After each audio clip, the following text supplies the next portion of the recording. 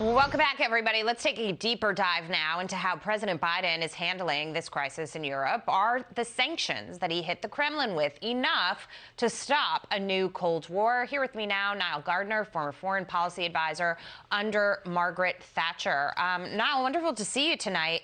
I want to start with this because so many people are looking at the map. And they're essentially saying that we've been seeing the troop buildup here. You know, Putin can go into Ukraine from the north. He can come in through the east. He's got troops down south where Crimea is. And I think back to 2014 when the Russians annexed Crimea and President Obama, then Vice President Joe Biden, essentially really didn't do much about it. A lot of people are looking back to that moment and saying that it was watershed and that they should have. I want you to listen to this.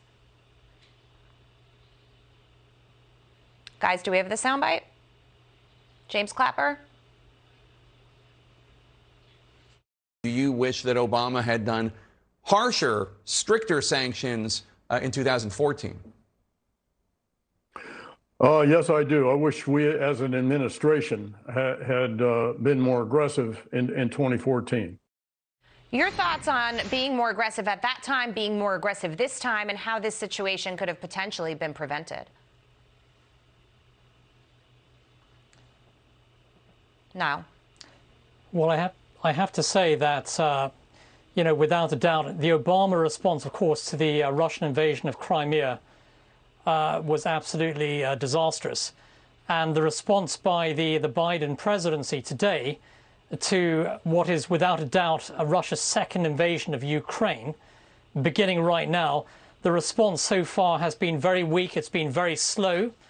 And it does not fill, I think, the free world with confidence. So Biden, following in the footsteps of Barack Obama, has been very, very weak-kneed in terms of the response on the Russian front. The sanctions that Biden announced yesterday are very limited in scope. They target two Russian banks. They also target Russia's sovereign debt, but they don't go far enough. And the entire, you know, response or strategy on the part of the Biden administration has been based upon simply responding to Russian actions rather than upon deterrence.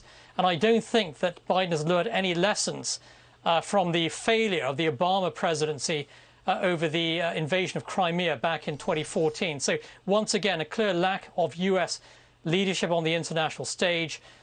Joe Biden doesn't really appear to, in my view, have a clear-cut strategy for preventing Russia from invading Ukraine again. Yeah. We've not seen that. And Biden does look particularly, you know, weak-kneed and toothless at the moment. And we just showed that full-screen tear. This is how Fortune categorized it. They essentially said that U.S. President Joe Biden's debut set of sanctions on Russia for its actions over disputed Ukrainian territory hit markets with a whimper and were quickly criticized as limited in scope. And as a matter of fact, when it comes to how people, American people, are looking at these actions right now, how this administration is handling everything, this new Gallup poll that we have shows that 36% of people approve of what the president's doing, 55% disapprove. These are pretty sharp numbers, Niall. Yeah, you know, I think that Joe Biden doesn't instill, you know, confidence on the international stage. And, you know, we're not talking about a President Reagan here who really knew how to lead the free world. And we don't have the kind of strength and resolve, I think, that the United States needs to be sending. And in the wake, of course, of the disastrous Afghanistan withdrawal, the Russians have been significantly emboldened. The Chinese have been emboldened.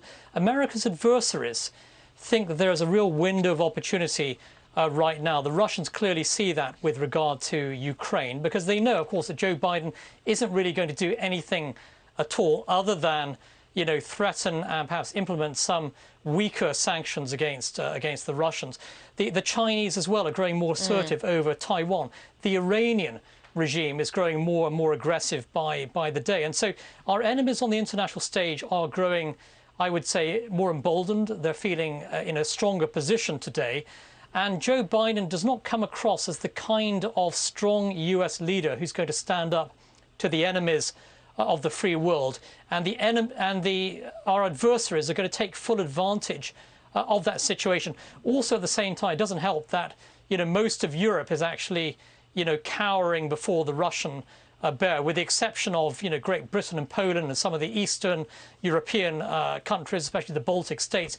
There's a great deal of weakness in Europe. So you have a weak US administration, you've got a weak Europe, a divided Europe, and the Russians are capitalizing upon this situation.